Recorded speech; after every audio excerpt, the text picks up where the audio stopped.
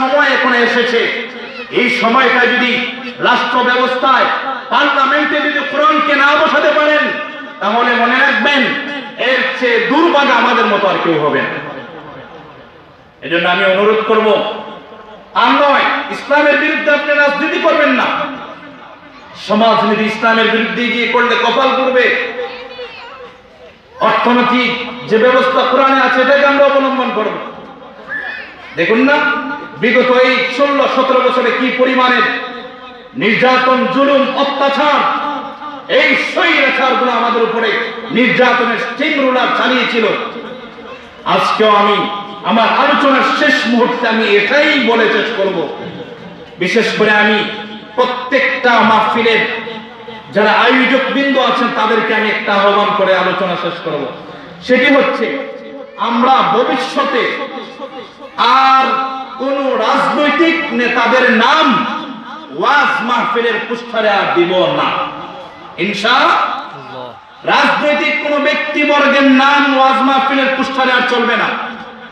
এই 16-17 বছরে যারা ওয়াজ মাহফিলে এসে একজন আলেমী দ্বীনের জবানকে বন্ধ করে দেওয়ার চেষ্টা করত, এরা কিন্তু দুনিয়ার লাইনের যে সাধারণ শিক্ষিত মানুষ, রাজনীতিবিদ, এই সমস্ত লোকগুলা কোরআনের মাহফিলকে বাধা দেওয়ার চেষ্টা করছে।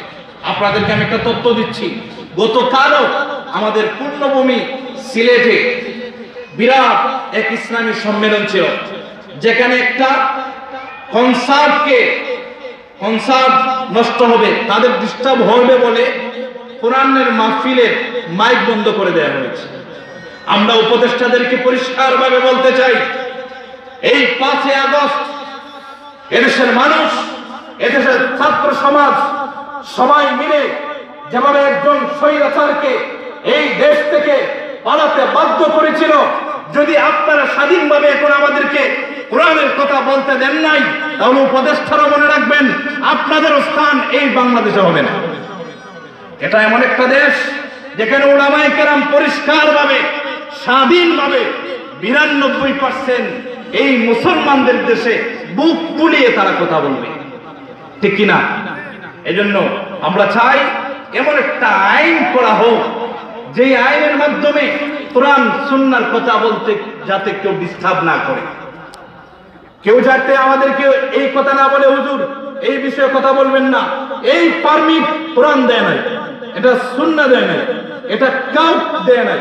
কোরআনে যা আছে আপনি তা বর্ণনা করবেন, আপনারা প্রয়োজন পারলে মানবেন, না পারলে না মানবেন। এজন্য প্রত্যেকজন নবী মানুষদেরকে হেদায়েতের বাণী শুনিয়েছেন, কেউই পুলিশ ছিলেন না যে আপনি মানছেন না তাহলে দুইটা বান্দা বানাইব, এটা ইসলামে না। আমরা শুধু মানুষদেরকে বলি, গ্রহণ করবেন কিনা সেটা আপনাদের বিষয়, ঠিক কিনা? সুতরাং যে কোরআনের কোন বিষয়ে কাউকে কোন ধরনের কি করা যাবে না, বাধা সৃষ্টি করা যাবে না। মসজিদ মাদ্রাসাগুলোর অবস্থা দেখেন না, ইমাম সাহেবের বেতন 5 থেকে 6,000 7,000, সুদ করে এসে বলে হুজুর আর কি কোনো ওয়াজ পান না, ঘুষ করে এসে ইমাম সাহেবকে বলে ইমাম সাহেব আর কোনো ওয়াজ নাই, এই নামাজের ফজিলত বলতে পারেন না। এইগুলা যারা করবে তাদের জন্য উপযুক্ত বিচারের ব্যবস্থা করা হবে।